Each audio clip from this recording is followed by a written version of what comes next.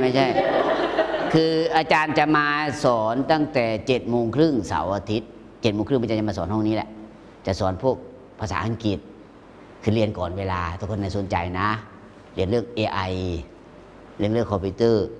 7:30อาจารย์จะเริ่มสอนเลยสอนนอกตารางพอ9:00ก็จะเข้าตามตารางเนื้อหาที่ครู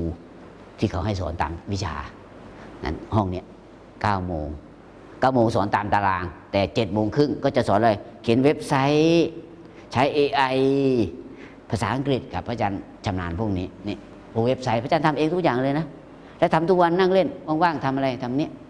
เนี่ยถ้าเราทำเป็นนะระบบทำออนไลน์ทำแบบทดสอบออนไลน์เป็นครูต้องไปทำใช่ไหมให้เด็กมันฝึกสมองไงไม่ต้องออก200 ข้อแบบพระอาจารย์หรอกมันโหด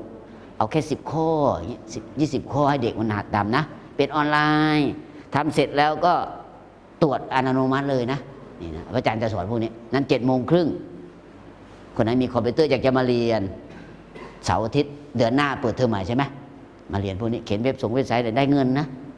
ได้เงินนะรับเขียนเว็บไซต์วัดเว็บไซต์โรงเรียนได้เงินนะครับเว็บหนึ่งไม่ใช่ถูกนะไม่เชื่อไปลองเขาจ้างเขาเขียนดิหลักหมื่นขึ้นหมดครับนะเสร็จยังเสร็จแล้วเหรอ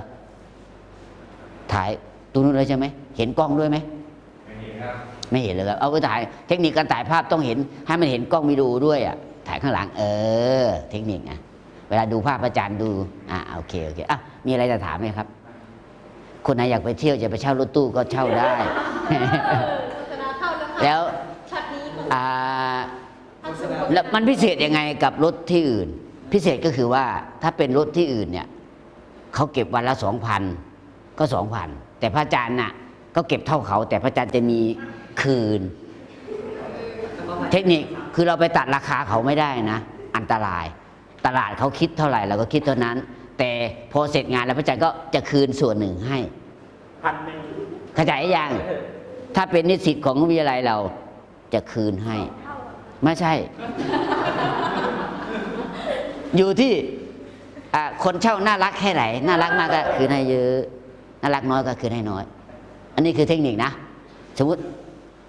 เราไปเช่าถูกกว่าข้างนอกไม่ได้ครับเดี๋ยวเขาจะฆ่าเอา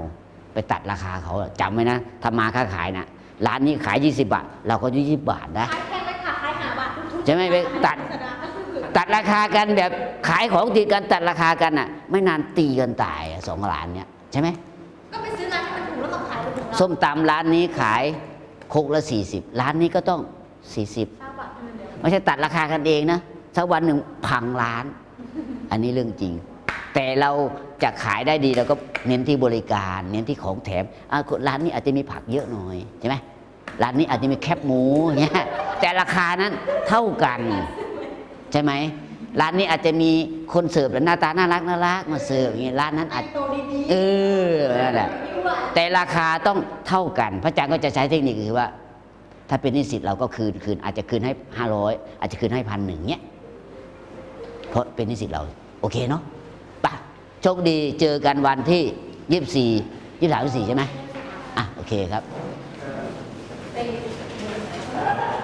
ใครจะช่วยพระอาจารย์เก็บกล้องแหละฮะ